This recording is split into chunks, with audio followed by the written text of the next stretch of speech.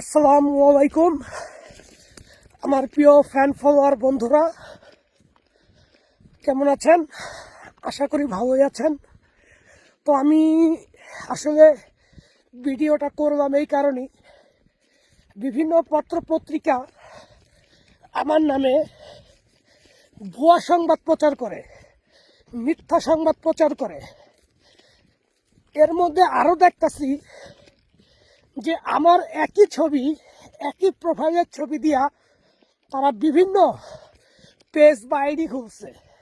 এক একজনের ফলোয়ার দেখি 40,000, 50,000, 28,000, 20,000, 16,000 হয়ে গেছে। হোক, সেটা তাদের ব্যক্তিগত। তবে আপনারা যাতে ভুল না করেন সেক্ষেত্রে আমি একটা বার্তা দিব। সেটা হচ্ছে, আমার অরিজিনাল আইডিটা কিভাবে আপনারা বুঝবেন?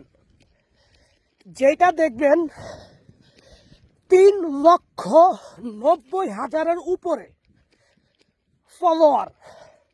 আবারও বলি, 3,90,000-এর উপরে ফলোয়ার, শুধুমাত্র ওইটাই আমার অরিজিনাল আইডি।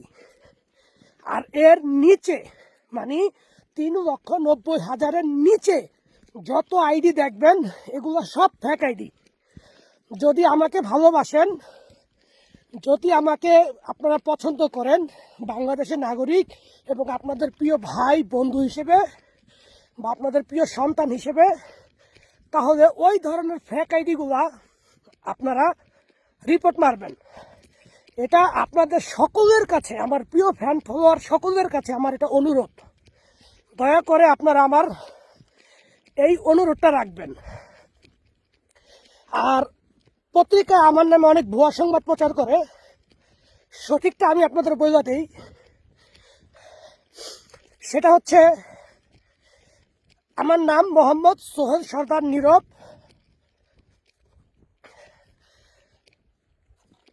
আমি ঢাকা 1204 গ্যান্ডারিয়া জুরাইন মুরাদপুরে জন্ম হয়েছে এবং এখানে আমার বাল্যকাল, ওইখানে আমার সমস্ত বন্ধু বান্ধব। তো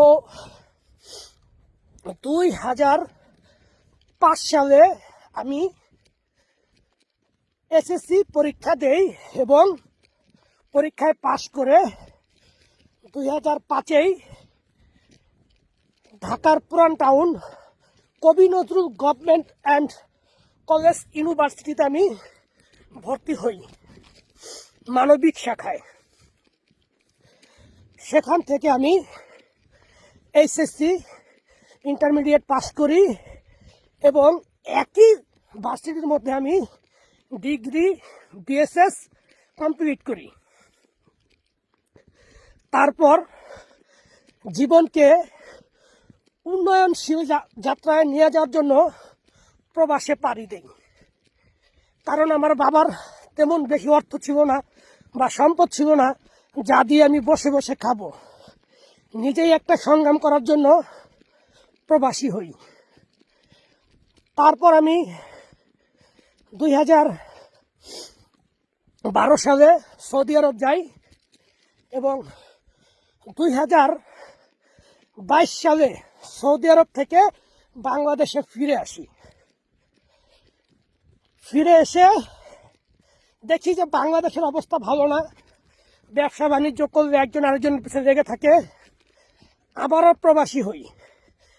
যেহেতু আমি দীর্ঘদিন প্রবাসে কাটিয়েছি, আমার অভিজ্ঞতা ছিল অনেক। তো আমি একটা চায়না কোম্পানিতে ইন্টারভিউ দেই। তারা আমার সরাসরি ইন্টারভিউ নেয়। সেই ইন্টারভিউতে আমি সফলতা অর্জন করি এবং নাম্বার 1 পেজে থাকি তাদের পছন্দে। তখন তারা আমাকে ওয়ার্ক পারমিট দিয়ে রাশিয়া নিয়ে আসে এবং সেই কোম্পানিতে আমি চাকরি করি। চাকরি করার পর দীর্ঘ 8 মাস পর আমি যাই শহরে ঘুরতে। তখন একটি বিজ্ঞাপন দেখি।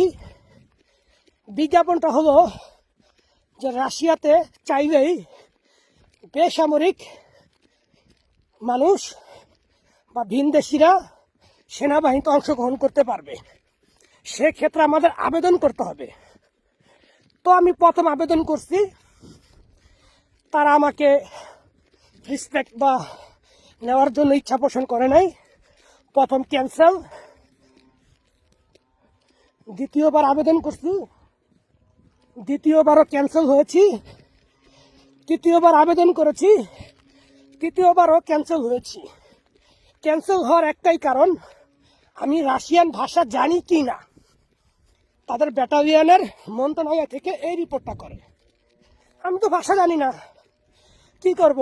আমি ইংলিশ জানি, আরবি জানি, বাংলা জানি, হিন্দি জানি, উর্দু জানি, রুস্তি ভাষা তো জানি না, তাই কি করব?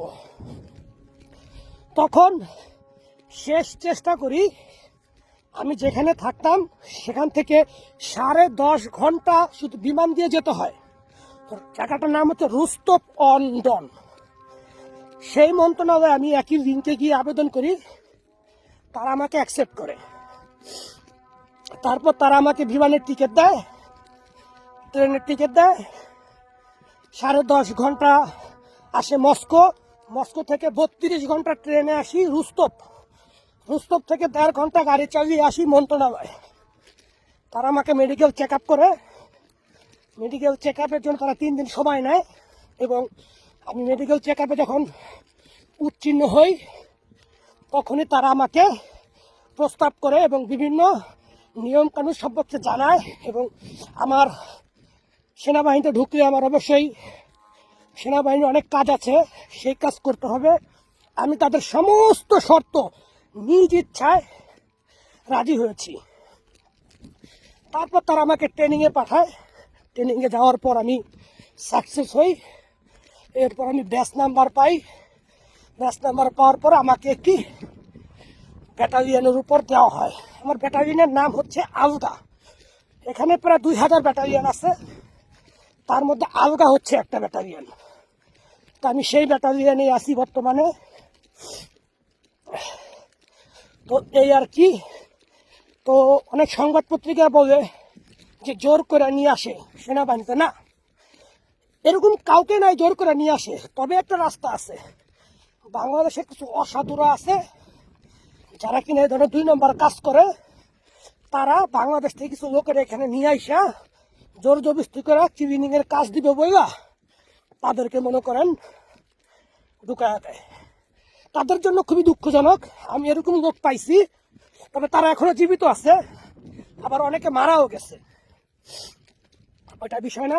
তবে আমাকে রাশিয়ান সরকার বা গভর্নমেন্ট জোর করে আমাকে দেয় নাই, আমি নিজের ইচ্ছা আসছি। কারণ একটাই, বাস্তব হলো অর্থের প্রয়োজন, আর অর্থ ইনকাম করতে হলে জীবনে রিস্ক নিতে হয়। সেটাই আমি জীবনে রিস্ক নিচ্ছি। 1 বছর উপর হয়ে গেছে, 1 বছর উপর হয়ে গেছে। আলহামদুলিল্লাহ, আপনাদের দোয়া আমি এখনো সুস্থ সবল আছি এবং সেনাবাহিনী থেকে অনেক মেডেল অর্জন করছি, সেই বিষয়ে পরে ভিডিও দিব। তো আলহামদুলিল্লাহ সব দিক থেকে ভালো আছি। তো এখন আবার কাজে ব্যস্ত হয়ে পড়বো, এখন আপনাদের সাথে আর কথা বলতে পারবো না। আপনারা শুধু যেটা দেখবেন 3,90,000 উপরে, সেইটাই শুধুমাত্র ফলো দিবেন। আর এর নিচে জায়গাতে পাবেন, সাথে সাথে বলুক মারবেন, ঠিক আছে? আর আমার বাড়ি হচ্ছে জোরাইন মুরাদপুর, আর আমার বাবার